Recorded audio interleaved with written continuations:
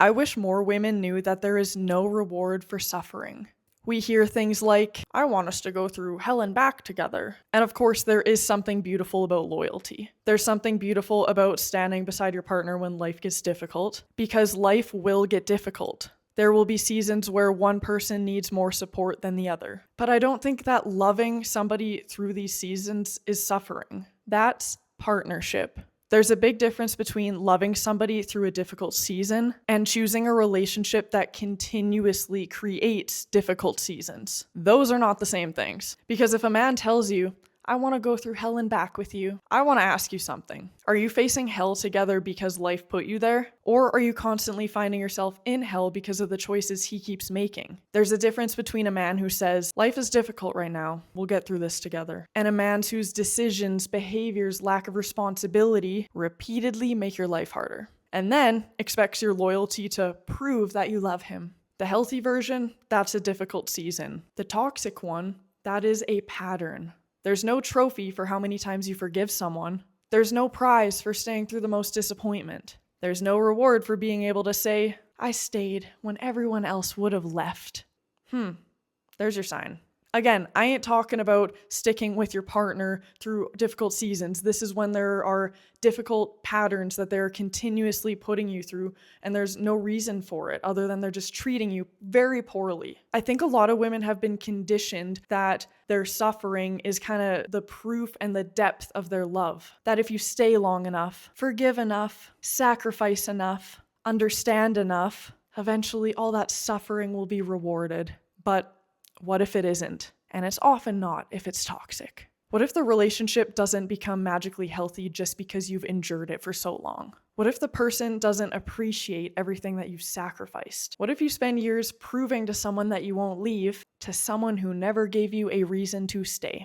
We need to stop confusing endurance with love. Because you can love someone deeply, but still recognize that the relationship is hurting you. You can understand someone's trauma and try to help them through it without trying to take every bit of that on. You can have compassion for somebody's circumstances without making their circumstances your permanent reality. And you can support someone through a hard time without making their hard time your entire life. You shouldn't have to keep drowning so somebody else can stay afloat. And this is where women need to especially be careful, because more often than not, we can fall in love with somebody's potential. We see what they could become. We see the good in them. We see their wounds. We have empathy for that. We understand their past. We tell ourselves, they've just been through a lot. They don't know how to love properly yet. They're gonna change. I can't even say that with a straight face. They just need someone who believes in them, and maybe they'll change.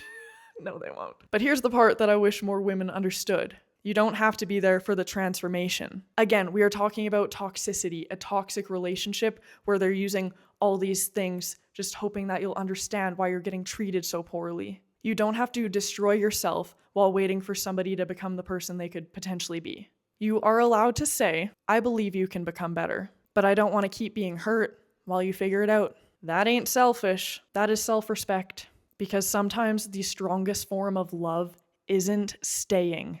Sometimes it's accepting that loving someone isn't an obligation to build your life around their unresolved problems. And I really want women to stop seeing their ability to tolerate pain as a personality trait.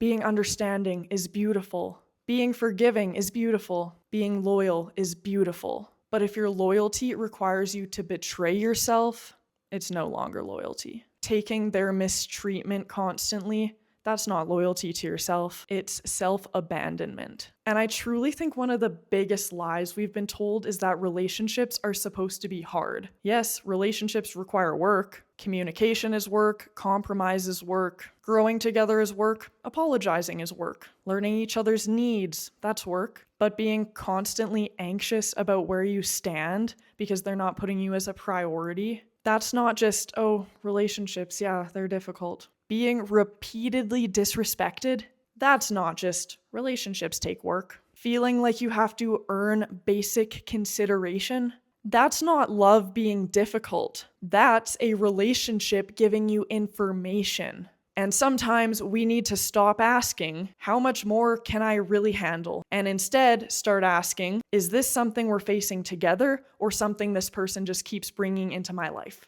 because there is no reward for suffering. And again, I don't mean that life should always be easy, because it's not. It won't be. I mean that you don't need to prove your love by seeing how much pain and suffering you can endure from that person. You don't need to stay in a relationship just because leaving would be admitting that everything you sacrificed didn't have the outcome that you hoped for. You don't need to keep paying for something with your peace just because of how much you've invested into it. And you definitely don't need to follow someone into hell just because they promise to hold your hand while you're there. I don't want someone romanticizing how much we can survive. I want someone who, when life gets difficult, says, how can we get through this together? Not, how much can she tolerate before she finally leaves? I want someone who sees me struggling and thinks, how can I make this easier for her? Not, she'll stay. She loves me.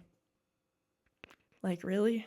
You want a partnership, not something that is so one-sided and hurting you so deeply. Because when life gets hard, you want to know that you're on the same team as that person. Not on a team where they're secretly trying to make your life difficult and just testing you to see if they'll stay. That's messed up. It genuinely is. So if someone tells you, I want to go to hell and back with you, maybe don't just hear the romantic part. Ask yourself what the heck they're talking about. Is the hell something that life might sometimes put us through? Or is it the hell they keep creating and that they're going to keep creating? You want a partner you can walk alongside in life, not one where you are constantly following behind them, chasing, begging, confused, anxious. That's self-abandonment. If you feel like you are trailing behind your partner, they don't care about you. You shouldn't have to prove your worth when it already exists and it's already there. You can be helpful to somebody without being hurtful to yourself. You deserve to live, not just to survive.